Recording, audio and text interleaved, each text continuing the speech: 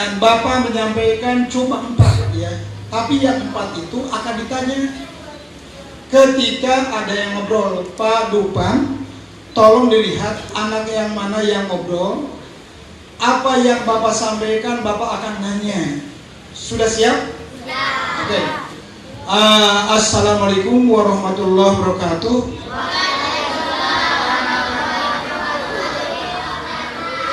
Innal hamdalillah nahmaduhu wa nasta'inuhu wa nastaghfiruh wa na'udzu billahi min syururi anfusina wa min sayyiati a'malina may yahdihillahu fahuwal muhtadi wa may yudlil falan tajida lahu waliyyan mursyida. Asyhadu an la ilaha illallah wahdahu la syarikalah wa asyhadu anna Muhammadan abduhu wa rasuluh la nabiyya ba'da amma ba'du. Yang terhormat Bapak guru serta Ibu guru dan anak-anakku sekalian yang Bapak cintai dan Bapak banggakan. Alhamdulillah pada hari ini merupakan hari yang keberapa yo?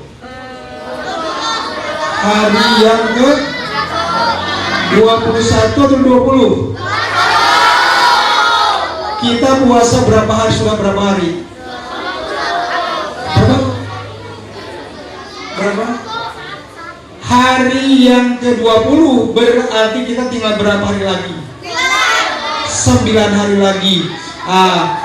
Bapak hari ini ingin menjelaskan, siap?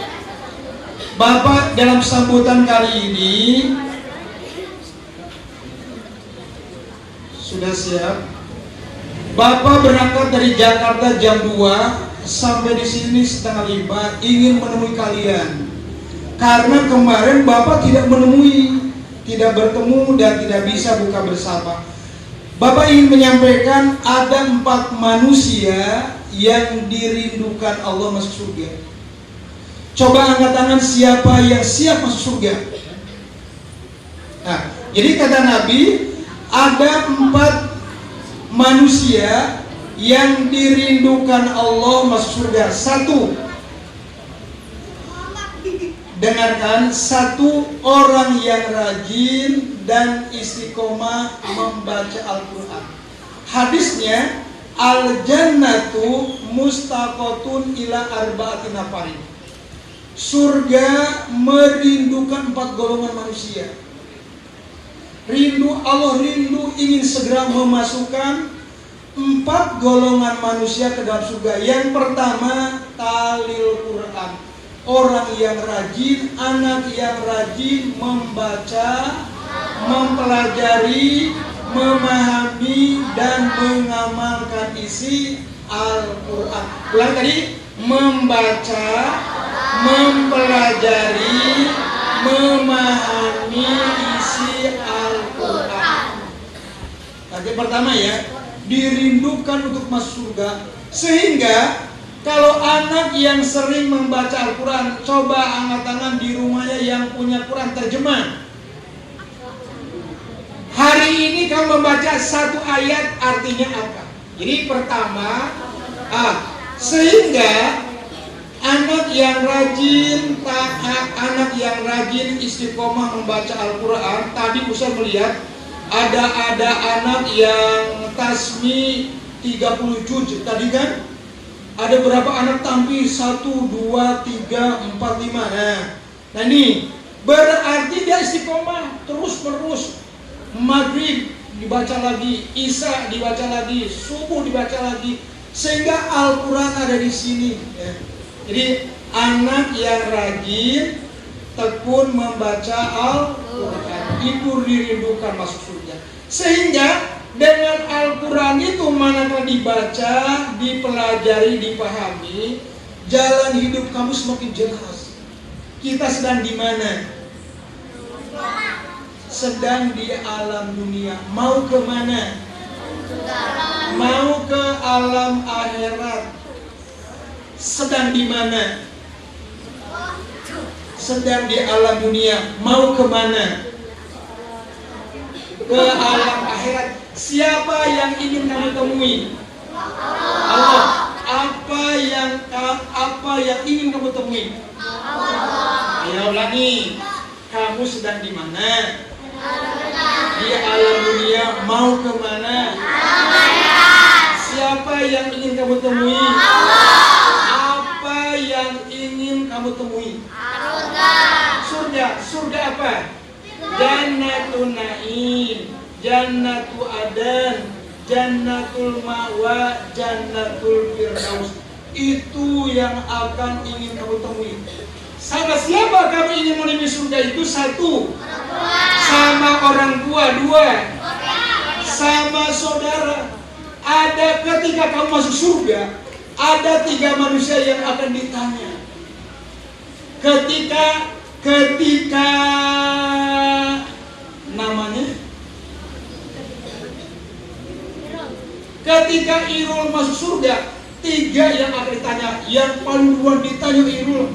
Yang pertama walidayhi, adalah orang tuanya. Mana ayahku, mana ibuku? Bolak-balik menanyakan mana ayah, mana ibu. Siapa ayah dan ibu? Ayah dan ibu adalah manusia yang paling sayang kepada kamu. Ayah dan ibu adalah manusia yang paling setia kepada kamu. Ayah dan ibu adalah manusia yang paling berjasa kepada kamu. Ayah dan ibu adalah manusia yang paling menderita karena kamu. Coba bayangkan, ibu mengandung di sini coba berapa bulan? Duduk salah, duduk berdiri salah, mengandung coba 1 bulan, 2 bulan, 3 bulan, 4 bulan. Pas 9 bulan ini anak di sini sudah 4 kilo. Harus keluar di tempat yang kecil, coba ya. Keluarnya di belakang, di depan. Harus keluar di sana. Yang pertama keluar kepala. Udah keluar kepala, kemudian nyangkut di leher. Kemudian keluar lagi. Kemudian sampai di sini keluar, sampai di sini keluar. Kaki keluar, coba bayangkan. Harus mengeluarkan darah dan taruhannya antara hidup dan mati. Maka Nabi mengatakan minal kabairi, termasuk dosa yang paling besar. Syatmur rajuli, orang yang berani melawan orang tua. Orang yang berani memaki orang tua. Ternyata dalam Islam, jangankan menghina, mencaci maki, memaki, membentak-bentak. Dalam Islam mengucapkan saja kalah. Apalagi sampai membentak. Apalagi sampai melawan. Itu anak yang berani melawan orang tua adalah anak yang lakanud. Apa yang lakanud? Coba siapa yang mendengar ada ayat Al-Quran lakanud, surat apa yo? Innal insana li rabbihi lakanud. Surat Al-Adiyat ayat berapa? Coba baca bersama. Wal adiyat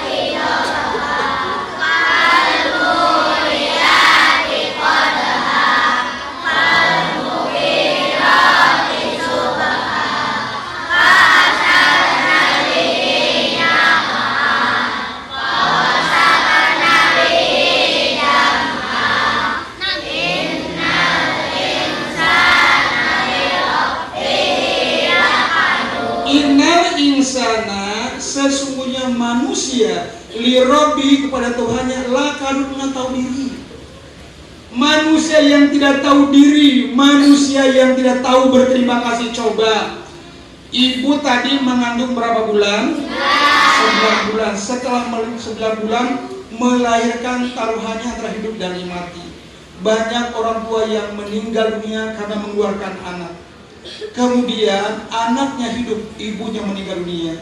Ada juga ibunya hidup, tapi anaknya meninggal dunia. Kemudian setelah itu membesarkan. Lihat, di SD, di TK berapa juta biaya sekolah kamu? Di SD berapa juta?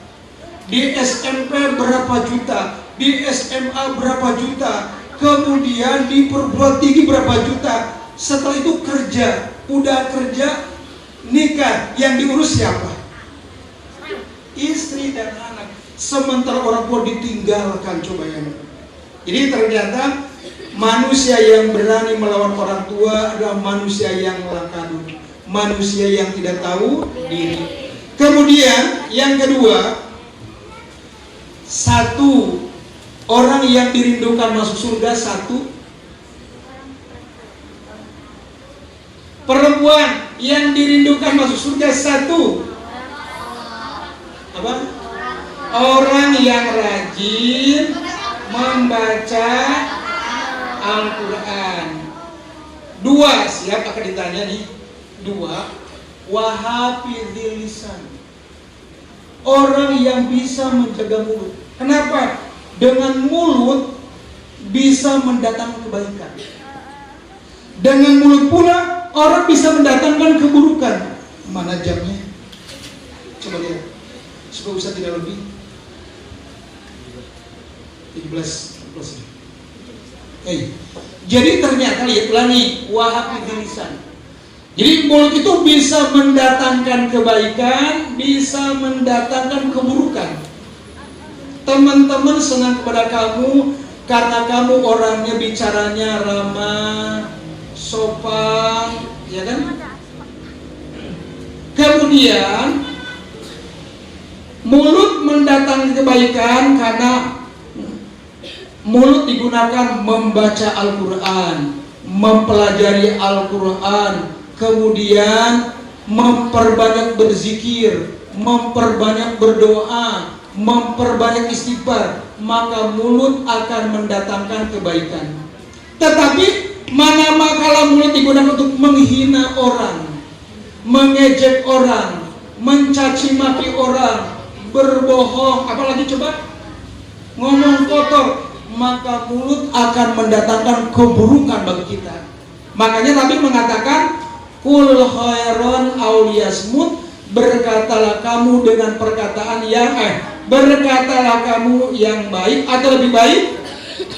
Ya, jadi wahafizil lisan, orang yang bisa menjaga mulut. Coba, mulut akan mendatangkan keburukan. Satu, apabila ngomongnya bagaimana? Ngomong kasar, apalagi ngomong kotor, apalagi menghina orang, apalagi mencaci maki orang, apalagi berbohong, apalagi membentak-bentak orang tua. Ternyata Farel mana Farel? Kamu siapa namanya? Kamu? Aku namanya siapa? Oh, Bintang. Bintang bercanda sama siapa yang di samping kamu tuh, yang di belakang kamu tuh? Pak Ojan. Pak Ojan ya?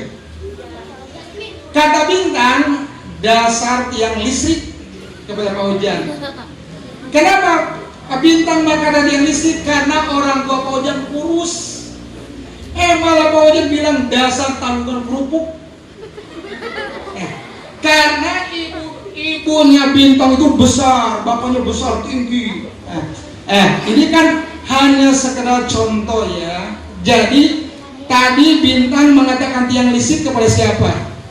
Kepada orang tua Pak Ojan. Tapi Pak Ojan mengatakan dasar tanggungan kerupuk. Yang dihina siapa? Orang tua Bintang. Yang dosa yang mana coba? Bintang atau Pak Ojan?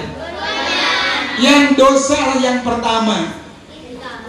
Kalau Bintang satu kata, Pak Ojan 20 kata, Pak Ojan yang dosa.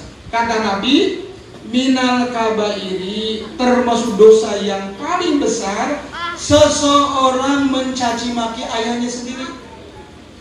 Langsung, bagaimana ada seorang, mana mungkin ada anak yang berani mencaci maki ayahnya sendiri? Kata Nabi, yasubur rajulu abarrajulu, kamu menghina bapak seseorang, hakikatnya kamu telah menghina bapak kita sendiri. Jadi ulangi, Bapak pesan, kalau bercanda jangan sekali-kali membawa nama orang tua. Orang tua nggak punya dosa kok dicaci maki. Bintang nggak bakal berani mencaci maki ayahnya. Bintang tidak akan berani mencaci maki ibunya. Tapi Bintang berdosa mencaci maki ibunya karena menghina orang tua Pak Ojan. Akhirnya Pak Ojan berani mencaci maki orang tuanya orang tua Bintang. Maka oleh karena itu Bapak berpesan, jangan sekali-kali bercanda membawa nama orang tua. Siapa yang akan menghargai orang tua kita? Kita sendiri.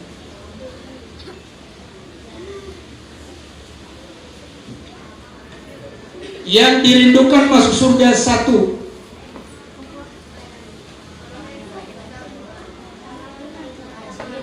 Yang dirindukan masuk surga laki-laki satu. Orang yang rajin membaca Al-Quran. Dua, perempuan. Orang yang bisa menjaga mulut. Jadi kalau kamu ngomongnya sopan, santun, kamu akan dihargai, dihormati, dan disayangi. Terakhir ya, siap.